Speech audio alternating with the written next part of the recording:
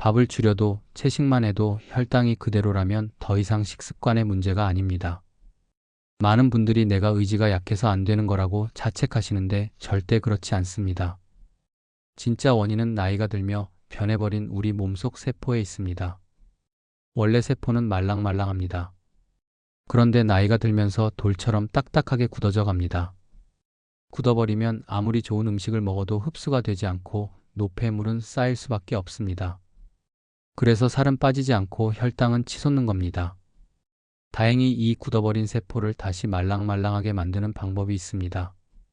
정말 간단합니다. 아침에 마시는 소금물 한 잔이면 됩니다. 하지만 진짜 효과를 느끼려면 반드시 정확한 방법으로 해야만 합니다. 오늘은 가장 효과가 좋았던 레시피와 황금 비율을 전부 다 알려드리겠습니다. 일주일 안에 몸이 변화하는 게 확실히 느껴지실 겁니다. 병원에서도 알려주지 않는 이야기 지금 시작합니다. 여러분, 젊을 때 우리 피부를 한번 생각해 보세요. 손가락으로 살짝 누르면 탱탱하게 튀어오르고 꼬집어도 금방 원래대로 돌아왔습니다. 그런데 지금은 어떤가요? 피부 꼬집으면 자국이 한참 남아있고 눌러도 천천히 돌아옵니다. 이게 바로 세포가 딱딱해졌다는 증거입니다. 이건 피부만의 문제가 아닙니다. 우리 몸 전체 세포가 다 이런 상태가 되어버린 겁니다. 세포를 주방 환풍기라고 생각해 보세요. 환풍기가 녹슬어서 제대로 작동을 안 하면 어떻게 될까요? 기름때는 빠져나가지 못하고 신선한 공기는 들어오지 못합니다. 세포도 마찬가지입니다. 세포가 딱딱해지면 필요한 영양소가 들어가지 못하고 노폐물도 나오지 못합니다. 그러면 우리가 먹은 당분이 세포 안으로 들어가서 에너지로 쓰이지 못하고 혈액 속에만 둥둥 떠다니게 됩니다. 이게 바로 혈당이 높아지는 이유입니다. 그리고 이때 사용되지 못한 당분은 결국 지방으로 바뀌어서 뱃살로 쌓입니다. 결국 정답은 이겁니다. 여러분이 아무리 음식에 신경을 써도 운동을 열심히 해도 항상 몸은 무겁고 뱃살은 빠지지 않고 혈당 조절이 안 된 진짜 근본적인 원인은 세포가 딱딱하게 굳어버렸기 때문입니다. 의학적으로는 세포막의 유동성이 떨어져 인슐린 저항성이 증가했다고 말합니다. 우리가 20대일 때 세포 기능을 100%라고 하면 50대가 넘어가면서 70%로 떨어지고 60대가 되면 60% 아래로 뚝 떨어져 버립니다. 그 이유가 바로 미네랄 불균형 때문입니다. 나이가 들수록 우리 몸에서 소중한 미네랄들이 점점 더 많이 빠져나갑니다. 꽉 잠겼던 수도꼭지가 조금씩 풀려서 물이 똑똑 떨어진다고 생각하시면 됩니다. 평상시에도 여러분이 미네랄 불균형을 느낄 수 있는 순간들이 있습니다. 예를 들어서 땀이 날 정도로 운동을 했는데 물을 아무리 마셔도 계속 목이 마른 적 있으시죠? 또는 아침에 일어나서 입맛이 없고 밥 먹기 싫을 때 말입니다. 이게 다 미네랄이 부족하다는 신호입니다. 운동할 때 땀으로 미네랄이 빠져나가면 물만 마셔서는 갈증이 안 풀립니다. 세포가 물을 제대로 흡수하지 못하기 때문입니다. 아침에 입맛이 없는 것도 밤새 미네랄 균형이 깨져서 소화 기능이 떨어진 겁니다. 그런데 여러분도 경험해 보셨을 겁니다. 운동하고 나서 이온 음료를 마시면 물보다 갈증이 훨씬 빨리 해결됩니다. 아침에 입맛이 없을 때 된장찌개 같이 약간 짠 음식을 먹으면 갑자기 입맛이 돌아옵니다. 이게 우연이 아닙니다. 우리 몸에 미네랄이 충전되면서 딱딱해졌던 세포가 말랑말랑하게 바뀌면서 에너지를 받아들일 준비가 됐다는 겁니다. 그런데 이온 음료나 짠 음식을 먹을 때마다 이런 효과를 느끼려고 하면 큰일입니다. 이온 음료는 당분 폭탄이고 가공식품은 화학 첨가물 투성이입니다. 그럼 어떻게 해야 할까요? 바로 이 미네랄들을 가장 자연스럽고 순수한 형태로 공급해주는 방법은 매일 아침 미지근한 물 한 잔에 소금 한 꼬집을 섞어 마시는 겁니다. 밤새 굳어있던 세포에 생명수를 부어주면 세포가 다시 말랑해지면서 5가지 변화들이 생기기 시작합니다. 지금부터 하나씩 말씀드리겠습니다. 우리가 음식을 먹으면 포도당이 혈액으로 들어갑니다. 이 포도당이 세포 안으로 들어가야 에너지가 되는데 문제는 나이가 들면서 딱딱해진 세포막 때문에 포도당이 세포로 들어가질 못하는 겁니다. 그러면 혈액 속에는 당이 넘쳐나는데 정작 세포는 굶고 있는 상황이 벌어집니다. 혈액에 당이 많이 남아있으면 우리 몸은 이걸 처리하려고 인슐린을 대량으로 분비합니다. 인슐린의 주요 역할 중 하나가 남은 당분을 지방으로 바꿔서 저장하는 건데 이때 지방이 가장 많이 쌓이는 부위가 뱃살 부분입니다. 그래서 식사량을 줄여도 이미 혈액에 있는 당분들이 계속 복부 지방으로 전환되니까 뱃살이 잘 빠지지 않는 겁니다. 근본적으로 당분이 세포로 제대로 들어가지 못하는 문제를 해결해야 하는 이유가 여기에 있습니다. 동시에 세포는 에너지 부족으로 피곤해집니다. 연료는 혈액에 둥둥 떠다니는데 정작 엔진인 세포는 기름이 떨어진 상태인 셈입니다. 그러니까 조금만 움직여도 금방 지치고 하루 종일 무기력한 겁니다. 그런데 소금물을 마시면 나트륨과 각종 미네랄이 세포막의 이온 통로를 활성화시킵니다. 쉽게 말해서 세포의 문을 열어주는 겁니다. 그러면 포도당이 혈액에서 세포로 쏙쏙 들어가면서 에너지로 전환됩니다. 우리가 먹는 음식이 뱃살로 가지 않고 활동 에너지로 변한다는 말입니다. 제가 기억에 남는 분 얘기를 들려드리겠습니다. 68세 여사님이었는데 이분이 아침에 눈 뜨자마자 제일 먼저 하는 게 세탁기 돌리고 팝솥에 쌀을 씻어 앉혀놓은 다음에 걸레질 한번 하시는 겁니다. 그런데 거기서부터 이미 숨이 찹니다. 걸레질을 끝내고 잠깐만 앉아야겠다 하고 소파에 앉으면 그대로 꾸벅 졸아버리고 정신 차려보면 어느새 2시간 3시간 훌쩍 지나 있더라는 겁니다. 더 속상한 건 뱃살입니다. 식사도 줄이고 고기 대신 채소 위주로 먹고 밥도 반 그릇만 먹는데도 뱃살이 그대로입니다. 특히 치마 허리춤은 점점 더 조여오는데 체중계 숫자는 변하지 않으니 답답해서 한숨만 나왔습니다. 내가 게을러서 그런가?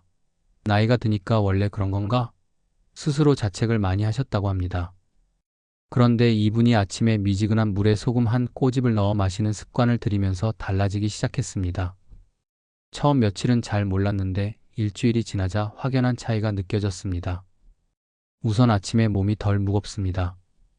예전에는 세탁기 한번 돌리고 걸레질 조금만 해도 금방 소파에 쓰러졌는데 지금은 집안일을 한참 해도 앉아서 숨 고를 여유가 생긴 겁니다. 무엇보다 허리띠가 점점 헐렁해지면서 뱃살이 왜 이렇게 줄었지 스스로도 놀라셨다고 합니다. 사실 뱃살이 줄어든 건 단순히 체중이 빠져서가 아닙니다. 밤새 세포에 쌓여있던 불필요한 물과 노폐물이 빠져나가고 말랑해진 세포에 에너지가 들어가게 되니까 몸이 자연스럽게 가벼워진 거죠.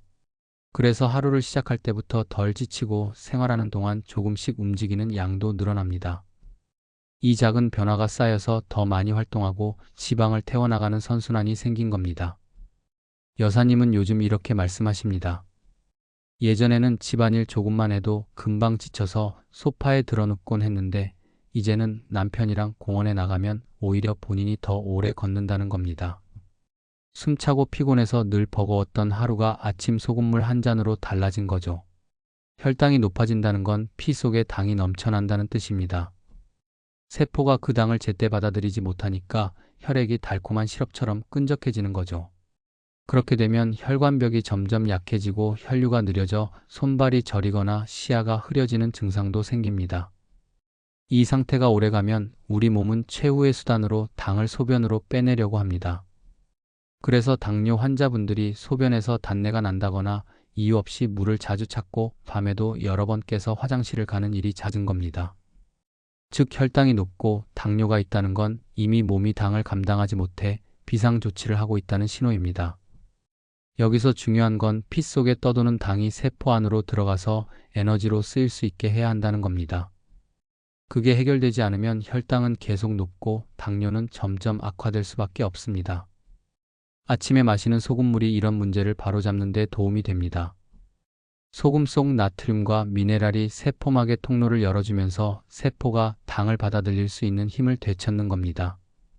그러면 피 속에 떠돌던 당이 소변으로 빠져나가는 게 아니라 세포 안으로 들어가 에너지로 쓰이게 됩니다. 결과적으로 혈당이 안정되고 당뇨로 인한 잦은 갈증이나 잦은 소변 같은 증상도 서서히 완화되는 거죠. 앞서 말씀드린 뱃살이 빠지는 원리와 혈당이 낮아지는 원리는 똑같습니다. 세포를 말랑하게 만들어서 혈액과 지방에 남아있는 당분을 에너지로 사용하자는 겁니다. 이건 특히 여성분들이 가장 빨리 체감하는 변화 중 하나입니다. 아침에 거울을 보면 눈꺼풀이 부어있거나 손발이 무겁게 붓는 경험 많이 하시죠? 사람들은 보통 어제 짜게 먹었으니까 그렇다고 생각합니다. 젊을 때는 이 말이 맞습니다. 나트륨을 과하게 먹으면 몸이 물을 끌어들여 아침에 붓는 경우가 있습니다. 그런데 50대 이후에는 상황이 달라집니다.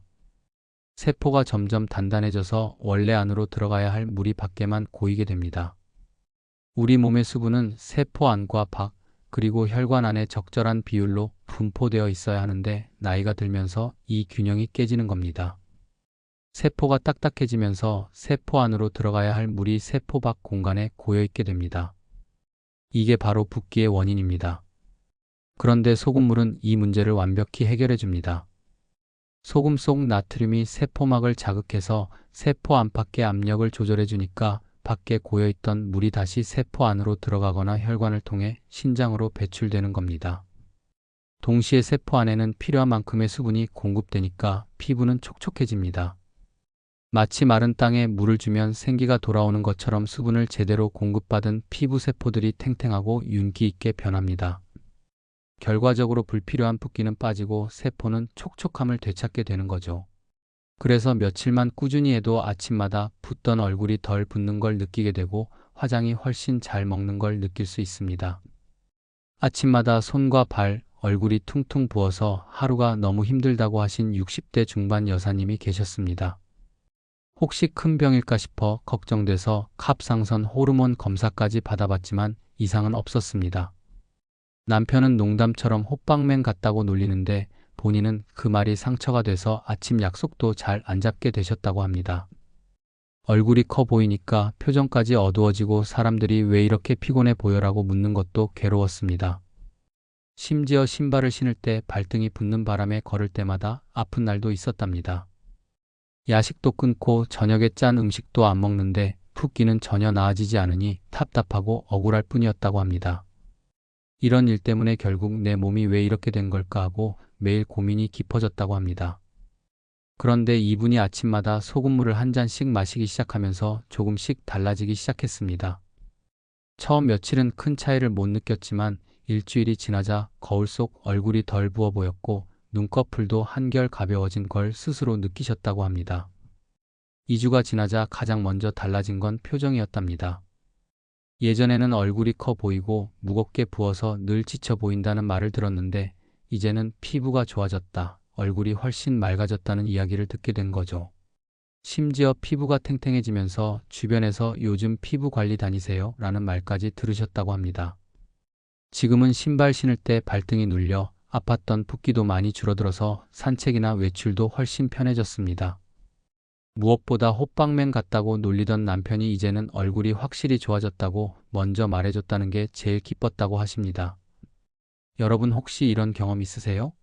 이유 없이 종아리가 저리고 허리가 욱신거려서 병원에 갔는데 의사는 항상 아무 이상 없다고 합니다. 또 감기가 자주 걸리고 환절기만 되면 콧물이 훌쩍거리고 목이 칼칼해집니다. 심지어 작은 상처도 예전보다 훨씬 오래 걸려서 낫고 온몸이 무겁고 찌뿌둥한 느낌이 계속 듭니다. 이 모든 게 다 만성염증 때문입니다. 그런데 만성염증이 생기는 가장 큰 이유가 바로 세포 안에 쌓인 노폐물 때문입니다. 우리의 세포가 점점 딱딱해지고 노폐물을 밖으로 밀어내는 힘이 약해지니까 쓸모없는 찌꺼기들이 혈관이랑 조직에 쌓이게 됩니다. 이때 우리 몸은 이 쌓여가는 찌꺼기들을 공격 대상으로 착각하고 백혈구를 보내는데 오히려 옆에 있던 정상 혈관과 세포들까지 죽어나는 거죠. 세포가 정상적으로 작동하면서 생기는 찌꺼기들이 제대로 배출되지 못하고 축적되는 겁니다. 이게 벼룩 하나 잡으려고 초가 삼간을 태우는 격인데 참 난감합니다. 이때 소금물의 미네랄이 몸속으로 들어가면 세포막을 말랑하게 만들면서 이런 노폐물들을 세포 밖으로 쭉쭉 빼내기 시작합니다. 동시에 신선한 영양분과 산소가 세포 안으로 들어가면서 세포가 건강하게 재생되는 거죠.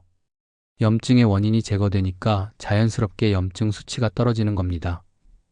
더 중요한 건 소금물에 있는 아연과 마그네슘이 면역 세포의 기능을 향상시킨다는 건데요.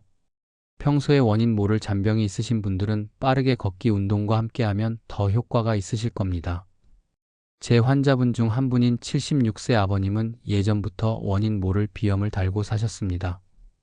환절기만 되면 콧물이 멈추질 않고 감기라도 걸리면 몇 주씩 기침과 콧물에 시달리곤 하셨죠. 코를 너무 많이 푸셔서 코가 헐어버릴 정도셨습니다. 그런데 아침마다 소금물을 마시기 시작한 뒤로 뚜렷한 변화를 보이셨습니다. 감기 기운이 와도 금방 지나가고 콧물도 훨씬 줄어서 일상생활이 한결 편해지신 겁니다. 게다가 상처가 잘 아물지 않아 걱정이셨는데 요즘은 회복도 빨라져서 굉장히 만족하면서 지내고 계시답니다. 변비가 생기는 이유는 여러 가지인데 나이가 들면서 특히 두 가지 문제가 심각해집니다. 첫째는 장 운동성이 떨어지는 겁니다. 장벽에 있는 근육들이 약해지면서 변을 밀어내는 힘이 부족해집니다. 둘째는 수분 흡수 능력이 떨어지는 겁니다. 장에서 적절한 양의 수분을 흡수해야 변이 적당히 부드러운 상태로 나오는데 이 기능이 약해지면 변이 딱딱해집니다. 소금물은 이 두 가지 문제를 동시에 해결해 줍니다. 우선 소금물이 위장에 들어가면 장벽을 자극해서 연동 운동을 활발하게 만듭니다. 소금의 나트륨 이온이 장 근육의 수축을 촉진하는 거죠. 마치 잠들어 있던 엔진의 시동을 걸어주는 것처럼 장 운동을 깨워주는 역할을 합니다. 동시에 소금물은 삼투압 작용으로 장 속으로 수분을 끌어들입니다. 장 안에 소금 농도가 높아지면 주변 조직에서 물이 이동해 들어옵니다. 이 물이 변을 부드럽게 만들어서 배출을 쉽게 해주는 거죠. 사흘에 한 번씩 힘겹게 화장실에 가던 74세 어머님은 소금물을 마시기 시작한 지 열흘 만에 매일 아침 시원하게 본다고 연락을 주셨습니다. 처음에는 반신반의하셨는데 3일 차부터 확실한 변화를 느끼기 시작했다고 합니다. 이분은 변비 때문에 20년 넘게 고생하셨던 분입니다. 각종 변비약을 다 써봤는데 효과가 일시적이거나 부작용이 심했습니다. 그런데 소금물은 매일 마셔도 내성이 생기지 않고 오히려 장 기능이 점점 개선되는 걸 느낀다고 하시더라고요. 지금까지 소금물의 효능을 전부 말씀드렸습니다. 내용이 좀 길었으니까 이해하기 쉽게 핵심만 요약해드리겠습니다. 아침 소금물 한 잔은 딱딱해진 세포를 다시 말랑하게 만들어줍니다. 말랑해진 세포는 다시 일을 하기 시작해서 우리 몸의 염증과 노폐물을 밖으로 내보내고 몸속에 쌓여있는 당분을 에너지로 바꾸기 시작합니다. 그래서 뱃살이 빠지고 혈당이 안정되고 얼굴 붓기가 줄고 염증이 사라지며 변비까지 해결되는 겁니다. 한마디로 세포가 젊어지니까 몸 전체가 활력을 되찾는 겁니다. 방금 말씀드린 증상들은 우리가 젊었을 땐 고민하지 않았던 문제인 걸 생각하면 이해하기 쉬우실 겁니다. 이제 어떤 소금이 좋고 얼마나 먹어야 하는지 그리고 진짜로 중요한 내용들까지 바로 말씀드리겠습니다. 거의 다 왔으니 조금만 더 힘내서 다들 건강하게 지내셨으면 좋겠습니다. 잠깐 지금까지 내용을 누군가에게 전해주고 싶으시다면 좋아요 한 번만 눌러주세요. 지금부터 어떤 소금을 먹어야 하는지 말씀드릴 건데 우리가 먹는 소금이라고 다 같은 소금이 아닙니다. 마트에만 가도 정제소금, 천일염, 축염, 용소금, 히말라야, 핑크솔트까지 너무 많습니다. 겉으로 보기에는 다 하얗고 비슷해 보여도 소금마다 우리 몸에 미치는 영향은 크게 다릅니다. 어떤 건 미네랄이 거의 빠져 있어서 단순히 짠맛만 내는 경우가 있고 어떤 건 칼슘, 마그네슘, 칼륨 같은 미네랄이 풍부해서 세포 건강을 살려주는 데 훨씬 도움이 됩니다. 그래서 소금의 종류를 하나씩 짚으면서 여러분이 어떤 기준으로 선택해야 하는지 확실하게 알려드리겠습니다. 먼저 여러분이 집에서 김치나 젓갈 담글 때 쓰는 하얗고 뽀얀 정제염은 사실 99% 순수 나트륨입니다. 말 그대로 짠맛만 있는 소금이죠. 물론 이 나트륨이 몸에 해로운 건 아닙니다. 깨끗하게 만들어진 좋은 상품입니다. 하지만 미네랄이 거의 없기 때문에 매일 아침 정제염 한 꼬집에 소금물을 마신다고 해서 우리 몸이 좋아지지는 않습니다. 마치 백미와 현미의 차이라고 보시면 됩니다. 백미는 맛있고 어느 음식에나 잘 어울리지만 영양소는 대부분 도정 과정에서 사라진 거잖아요. 정제염도 마찬가지입니다. 그럼 천일염은 어떨까요? 천일염은 바닷물을 염전해서 자연 건조시킨 거라 나트륨 외에도 마그네슘, 칼슘, 칼륨 같은 미네랄들이 자연스럽게 남아 있습니다. 나트륨 함량이 85%, 미네랄 함량은 15% 정도여서 색깔도 순백색이 아니라 살짝 회색빛이 도는 게 자연스럽습니다. 또 요즘 소금 가격이 많이 올랐지만 그래도 추천드리는 소금 중엔 가격이 가장 싸기도 합니다. 마트에서 1kg에 5,000원이면 살 수 있습니다. 하루에 한 꼬집씩 써도 1년은 쓸 수 있으니까 경제적입니다. 솔직히 말씀드리면 처음 시작하시는 분들은 천일염만 써도 충분합니다. 그럼 더 비싼 죽염이나 핑크솔트 용소금은 뭐가 다를까요? 죽염은 천일염을 대나무통에 넣고 소나무 장작으로 고온에서 구워서 만든 겁니다. 이 과정에서 불순물은 제거되고 미네랄은 더 농축됩니다. 알칼리성도 높아져서 몸의 산성화를 막아주는 효과도 있습니다. 확실히 좋긴 합니다. 그런데 죽염을 만드는 과정이 알다시피 정말 복잡합니다. 대나무를 자르고 그 안에 천일염을 넣고 황토로 입구를 막고 소나무 장작으로 800도에서 1000도까지 올려서 구워야 합니다. 이 과정을 3번에서 9번까지 반복해서 만듭니다. 그러니까 가격이 비쌀 수밖에 없는 거죠. 핑크솔트는 히말라야 산맥에서 채취한 암염인데 80여 가지 미네랄이 들어있다고 합니다. 특히 철분이 많아서 그 특유의 핑크색이 나는 겁니다. 이 소금이 특별한 이유는 2억 5천만 년 전에 바다였던 곳이 땅속 깊이 묻혔다가 산맥으로 솟아오른 지역이라 현재 바다의 오염과는 전혀 상관이 없다는 겁니다. 그래서 미세 플라스틱이나 환경 오염 물질의 걱정이 적습니다. 또 철분이 많아서 여성분들이 고려할 만한 부분이 있습니다. 마지막 용소금은 천일염을 복사열로 구운 건데 직화로 굽는 죽염이랑은 다릅니다. 중금속 걱정이 없고 해수를 완전히 빼낸다는 특징이 있습니다. 그래서 그런지 풍부한 미네랄의 생각보다 맛도 깔끔하고 쓴맛이 없어서 좋아하시는 분들이 많습니다. 이런 소금들이 각각 장점이 있긴 하지만 솔직히 말씀드리면 이런 프리미엄 소금들의 효과 차이는 그렇게 크지 않습니다. 물론 좋긴 하지만 천일염의 2배, 3배 효과가 나는 건 아닙니다. 제가 직접 다 써봤는데요. 천일염으로 3개월 하시고 나서 죽염으로 바꿔보면 조금 더 좋은 것 같네 정도입니다. 극적인 차이는 아닙니다. 마치 일반 쌀과 유기농 쌀의 차이 정도라고 보시면 됩니다. 맛소금이랑 정제염만 드시지 않으면 어떤 걸 드셔도 무방합니다. 그런데 이거 하나는 꼭 말씀드리고 싶은 게 있습니다. 제가 1500일 넘게 소금물을 마시면서 깨달은 가장 중요한 건 이겁니다. 편해야 오래 한다는 거죠. 처음에 저도 티스푼으로 소금을 떠서 물에 타서 마셨습니다. 그런데 이게 생각보다 귀찮더라고요. 티스푼 꺼내고 소금 떠서 넣고 젓가락으로 저어야 하고 며칠 지나면 귀찮아서 안 하게 되더라고요. 그러다가 발견한 게 소금 그라인더입니다. 물컵 위에서 한 바퀴만 돌리면 딱 적당한 양이 나옵니다. 젓가락으로 한두 번만 저으면 바로 녹습니다. 이게 얼마나 편한지 모릅니다. 특히 히말라야 핑크솔트가 그라인더 형태로 많이 나와 있습니다. 가격도 많이 낮아져서 500지의 그라인더 세트가 10,000원 정도 합니다. 이거 하나면 1년 충분히 먹을 수 있는데 구성도 합리적이고 경제적이기도 하다는 생각이 듭니다. 그래서 요즘은 그라인더형 핑크솔트를 주로 추천합니다. 만약 국산인데 믿을만하고 괜찮은 소금을 찾으신다면 용소금도 괜찮습니다. 맛도 괜찮고 영양 성분표도 믿을만합니다. 이제 마지막으로 가장 중요한 내용인 소금물 언제 어떻게 먹어야 하는지 알려드리겠습니다. 본론부터 말씀드리겠습니다. 소금물은 무조건 아침에 일어나자마자 공복에 마셔야 합니다. 왜냐하면 밤새 우리 몸에서 흘러나온 땀과 노폐물로 나트륨, 칼륨, 마그네슘 같은 중요한 미네랄들이 체액과 함께 몸 밖으로 빠져나가 버리기 때문입니다.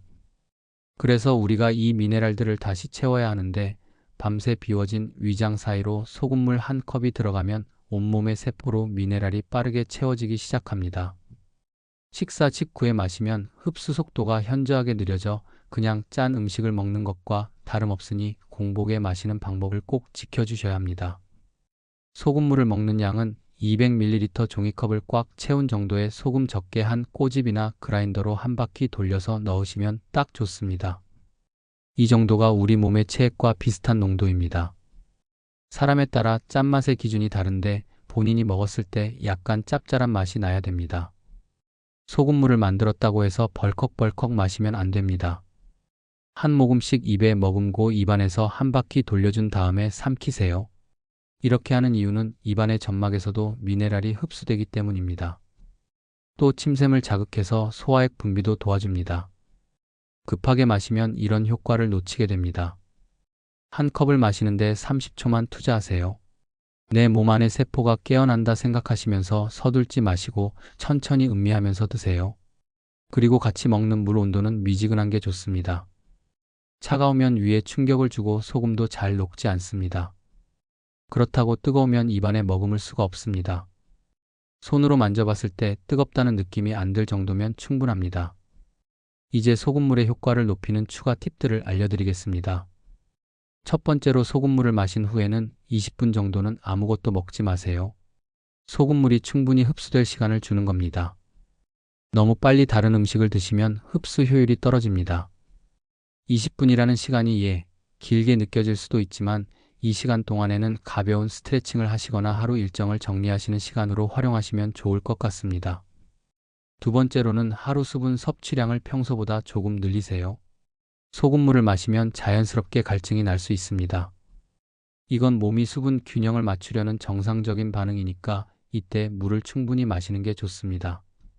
하루에 1.5L에서 2L 정도가 적당합니다. 한 번에 많이 마시지 마시고 조금씩 자주 마시는 게 좋습니다. 세 번째로는 매일 규칙적으로 같은 시간에 마세요. 우리 몸은 리듬을 좋아합니다. 매일 같은 시간에 마시면 몸이 그 리듬에 맞춰서 더 효율적으로 흡수하고 활용하게 됩니다. 알람을 맞춰두시는 것도 좋은 방법입니다. 처음에는 까먹기 쉬우니까 스마트폰 알람이나 메모를 활용해 보세요. 네 번째로 가장 중요한 건데요. 최소 3개월은 꾸준히 하세요. 세포막이 변화하고 몸이 적응하는 데는 시간이 필요합니다. 하루 이틀로는 큰 변화를 기대하기 어렵습니다. 최소 3개월 가능하면 6개월은 꾸준히 해야 확실한 효과를 볼 수 있습니다. 처음 한 달은 큰 변화를 못 느끼실 수도 있지만 포기하지 마시고 꾸준히 계속해 보세요. 마지막으로 소금물을 시작하신다면 이 주의사항을 꼭 들으셔야 합니다. 안전이 가장 중요하니까 꼼꼼히 들어보세요. 먼저 고혈압약을 드시거나 신장 질환이 있으신 분들은 반드시 담당 의사와 상담하고 시작하세요. 소금물 자체가 나쁜 건 아니지만 기존에 드시던 약물과 상호작용할 수 있습니다. 특히 이뇨제를 복용 중이시거나 신장 기능이 많이 떨어진 분들은 더욱 주의가 필요합니다. 혹시 신장 기능이 정상의 30% 이하로 떨어져 있다면 소금 섭취에 매우 민감할 수 있으니까 의료진과 꼭 상담하시기 바랍니다. 그 다음에 소금물을 시작하면 처음 3일에서 5일 정도는 소변을 더 자주 볼 수 있습니다. 이건 몸에서 불필요한 수분과 노폐물을 배출하는 과정이라 정상적인 반응입니다. 몸이 새로운 변화에 적응하고 있는 겁니다. 일주일 정도 지나면 자연스럽게 적응되니까 걱정하지 마세요. 다만 외출하실 때는 미리 화장실을 다녀오시는 게 좋겠죠. 특히 처음 시작하는 주에는 중요한 약속이나 긴 외출 전에 이런 점을 미리 고려해 두시면 좋을 것 같습니다. 만약에 소금물을 마시고 나서 속이 쓰리거나 메스꺼운 느낌이 든다면 즉시 중단하고 물을 많이 드세요. 이런 증상이 나타나는 건 소금 농도가 너무 높거나 위산이 과다한 상태일 수 있습니다. 이럴 때는 며칠 쉬었다가 훨씬 더 적은 양부터 다시 시작해 보시거나 의사와 상담해 보시는 게 좋겠습니다.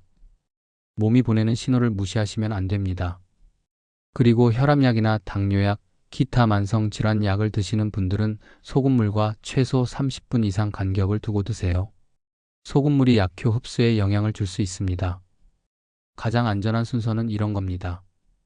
아침에 일어나서 소금물을 먼저 마시고 30분 정도 기다린 다음에 평소 드시던 아침 약을 드시거나 아침 식사를 하시는 겁니다. 이렇게 하면 소금물도 제대로 흡수되고 약물도 영향받지 않습니다. 임신 중이거나 수유 중인 분들은 소금물을 피하시는 게 좋습니다. 나트륨이 부종을 악화시킬 수 있고 태아나 모유에도 영향을 줄 수 있습니다. 임신이나 수유 기간에는 몸의 호르몬 균형이 많이 변하기 때문에 추가적인 나트륨 섭취는 권하지 않습니다. 신부전이나 기타 심장 질환이 있으신 분들은 나트륨 섭취에 특히 민감합니다. 심장에 무리가 갈 수 있으니까 반드시 심장내과 의사와 상의하고 시작하세요. 심장 건강은 정말 신중하게 접근해야 하는 부분입니다. 이런 증상이 나타나면 즉시 중단하시고 의사와 상담하세요. 어지럼증이 생기거나 머리가 아픈 경우, 손발이 심하게 붓거나 체중이 갑자기 늘어나는 경우, 가슴이 두근거리거나 숨이 차는 경우, 소변량이 현저히 줄어드는 경우, 극심한 갈증이나 입맛 변화가 생기는 경우에는 즉시 소금물을 중단하세요. 이런 증상들은 나트륨 과다나 전해질 불균형의 신호일 수 있습니다.